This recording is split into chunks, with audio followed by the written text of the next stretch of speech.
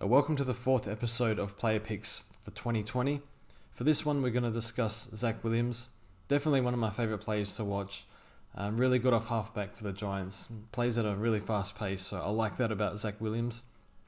He was a very good staple in our teams in 2019, being only 400k, but this year he's priced at 551,000. So have to consider him a bit more rather than considering him a lock for this year. So in 2019, he started a little slow, coming off a limited preseason, coming off the Achilles injury, which was a pretty serious injury as well. So some players are never the same after those sort of injuries, but Zach Williams definitely had his best year in 2019.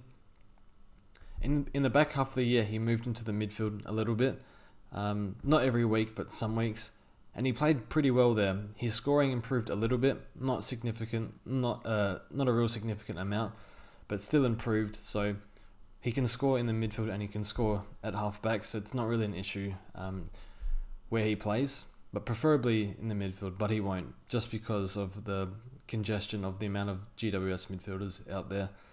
So we expect him to play at halfback. I think he can improve. It is reported, I believe, on AFL.com.au. They were just saying players who have improved in the preseason in 2020, and they just mentioned Zach Williams has improved his fitness because his time on ground has never been the best. I believe last year it was around 75-76%. So if he can improve on that, there is scope for improvement in his game. And the fact that he's 25 years old definitely can improve at that age. So really like what Zach Williams can do. The way he scores is he takes a lot of kick-ins. He kicks a lot more than he handballs, so we like that. And a lot of the kicks are long kicks, so he sets up a lot of play, and that does affect his kicking efficiency, which is really good. And he can definitely accumulate down back, so they want the ball in his hands. He's the playmaker of GWS, so when he's got the ball, it's up to him to kind of create a scoring chain, if that makes sense. So he's a very important player to them. There are some negatives with Zach Williams. He does seem to pick up injury niggles. It's very frustrating.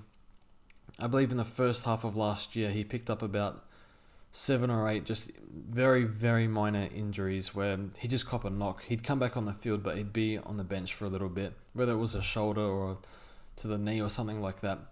It could be just luck, but it just became a trend where he just kept picking up these knocks during games, which none of them turned into anything serious, but it is a chance that it could something could happen there. So a little bit annoying, and he's never played 22 games. He also had a minor hamstring injury, so he's played 20 games in the last 3 seasons that he's played in. So it's unlikely that he plays 22 games, but nonetheless, because he's played 20 games, it is possible that he does. Another negative with Zach Williams is his price. At 551,000, we have to consider where we're spending our money. Simply because I assume we're paying a lot in the midfield and the rucks, and then Dustin Martin and Lachie Whitfield aren't exactly too cheap either.